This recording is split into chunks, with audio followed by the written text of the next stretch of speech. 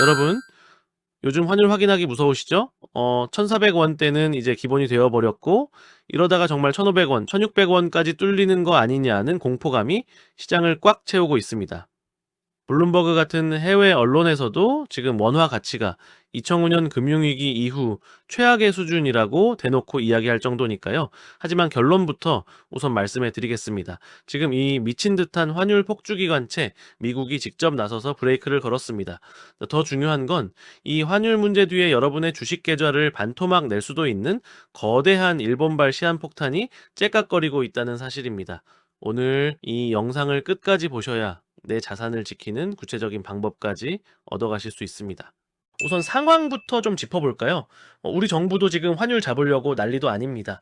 국민연금이랑 통화 스와프하고 수출업체들한테 달러 좀 빨리 팔라고 압박하고 심지어 국민들이 해외 주식 사는 것까지 눈치를 줄 정도로 쓸 수 있는 카드는 다 쓰고 있습니다.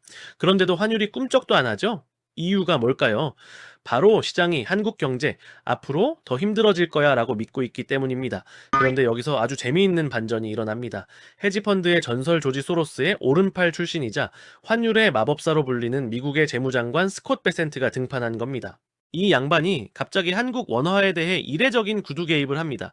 한국 경제 펀더멘탈 튼튼한데 지금 원화 가치가 너무 싼 거 아니야? 이거 말이 안 되는데? 라고 말한 거죠.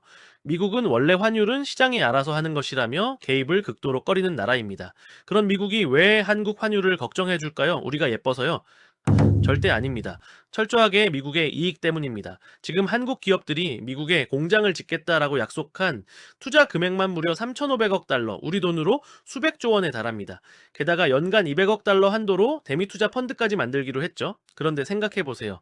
자, 원화 가치가 똥값이 되면 한국 기업들이 원화를 팔아서 달러를 살 때 비용이 엄청나게 비싸집니다. 그러면 어떻게 되죠? 미국에 공장을 짓고 싶어도 돈이 모자라서 못 짓는 상황이 옵니다. 미국 입장에서는 야, 너네 환율 관리 똑바로 안 해서 우리한테 투자할 돈 모자라게 하지 마. 약속 지켜야지. 라고 강력한 경고장을 날린 겁니다. 이 발언 덕에 실제로 환율이 일시적으로 10원 넘게 뚝 떨어지기도 했고요. 하지만 여러분, 여기서 안심하면 절대 안 됩니다. 진짜 범인은 따로 있거든요. 바로 옆 나라 일본의 엔화입니다. 지금 원화가 힘을 못 쓰는 가장 큰 이유는 엔화가 비실비실하기 때문입니다. 최근 5년치 데이터를 돌려봤더니 엔화가 1% 떨어질 때 원화도 0.46%씩 같이 떨어지는 동조화 현상이 뚜렷하게 나타났습니다. 특히 최근 3개월은 거의 한 몸처럼 움직였어요. 즉 엔화가 정신을 못 차리면 원화도 답이 없다는 얘기입니다. 여기서 오늘 영상의 핵심 포인트, 엔캐리 트레이드가 등장합니다. 이게 뭐냐면 일본은 금리가 제로 수준으로 엄청나게 낮잖아요. 그러니까 글로벌 투자자들이 일본에서 이자 없이 돈을 왕창 밀립니다. 그리고 그 돈으로 금리가 높은 미국 국채를 샀거나 엔비디아 같은 미국 주식에 투자하는 거죠. 이걸 엔캐리 트레이드라고 합니다. 지금 전 세계 자산 시장이 이 싼 엔화 덕분에 파티를 벌이고 있는 겁니다. 그런데 미국 트럼프 행정부는 달러 약세를 원합니다. 자, 미국 물건을 수출하려면은 달러가 좀 싸져야 하니까요. 근데 엔화가 저렇게 바닥을 기고 있으니 상대적으로 달러가 계속 강해지는 겁니다. 그래서 미국 재무장관 베센트가 일본한테도 경고를 날렸습니다. 너네 언제까지 금리 안 올리고 버틸 거야? 적당히 하고 금리 좀 정상화해라 라고 압박을 넣은 거죠. 여기서부터 등골이 서늘해지는 시나리오가 나옵니다. 만약 일본 은행이 미국의 압박을 못 이겨서 시장의 예상보다 빨리 금리를 팍 올려버리면 어떻게 될까요? 일본에서 싼 맛에 돈 빌려서 주식 사고 코인 샀던 투자자들이 갑자기 이자 부담이 커지니까 자산을 다 팔아치우고 엔화를 갚아야 하는 상황이 옵니다. 이게 바로 엔캐리 트레이드 청산입니다. 작년 8월 기억하시나요? 일본이 금리 살짝 올렸다가 나스닥이 하루 만에 폭락하고 전 세계 증시가 피바다가 됐던 그 악몽 말입니다. 지금 시장에서는 일본이 빨라야 6월쯤 금리를 올릴 거라고 예상하고 있지만 미국의 압박 때문에 이 시기가 당장 1월 말 회의에서 어떤 시그널이 나올지도 모르는 상황입니다. 골드만삭스 같은 곳은 일본이 이제 금리를 더 자주 올릴 수도 있다고 경고하고 있고요.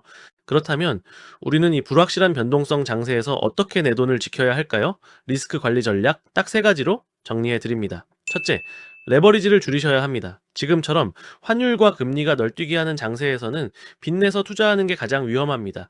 앞서 말씀드린 대로 일본이 금리 인상 시그널을 주는 순간 주식 시장의 조정은 순식간에 그리고 아주 깊게 올 수 있습니다.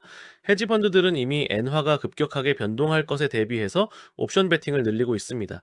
고래들이 싸움을 준비할 때 새우인 우리는 몸집을 가볍게 해야 합니다.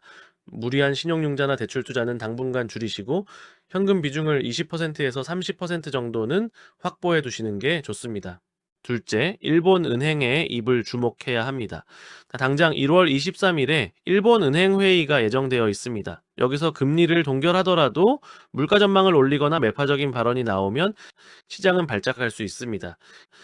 예전에는 미국 연준 의장 파월 의입만 쳐다봤다면 이제는 우에다 일본 은행 총재 의입도 같이 봐야 합니다. 이 날짜 전후로는 변동성이 극심해질 수 있으니 신규 진입은 자제하고 관망하는 자세가 필요합니다. 셋째, 자산 배분의 관점에서 해치 자산에 관심을 가지세요. 화폐 가치 하락에 베팅하는 금이나 은 같은 실물 자산들이 최근 계속 오르고 있습니다. 달러가 불안하고 엔화도 믿기 힘들 때 역사적으로 돈은 진짜 돈인 금으로 몰리는 경향이 있습니다. 주식 몰빵보다는 포트폴리오의 일부를 이런 실물 자산이나 변동성을 방어할 수 있는 배당주 등으로 분산해 두는 것이 이 거친 파도를 넘는 안전한 배가 되어줄 겁니다. 결론적으로 지금 시장은 폭풍 전야와 같습니다. 겉으로는 미국 주식이 잘 가는 것처럼 보이지만 수면 아래에서는 미국과 일본의 거대한 환율 전쟁이 벌어지고 있고 그 사이에 낀 우리 원화는 위태로운 줄타기를 하고 있습니다. 미국이 브레이크를 걸어줘서 당장 1,500원을 뚫지는 않겠지만 일본의 금리 결정이라는 더 큰 변수가 남아있다는 걸 절대 잊으시면 안 됩니다. 여러분은 어떻게 생각하시나요? 자, 미국의 압박으로 일본이 금리를 올려서 환율이 안정될까요? 아니면은 엔캐리 청산이라는 거대한 쓰나미가 다시 한번 시장을 덮치게 될까요? 여러분의 의견을 댓글로 남겨주시면 저도 하나하나 꼼꼼히 읽어보고 답글 달아드리겠습니다.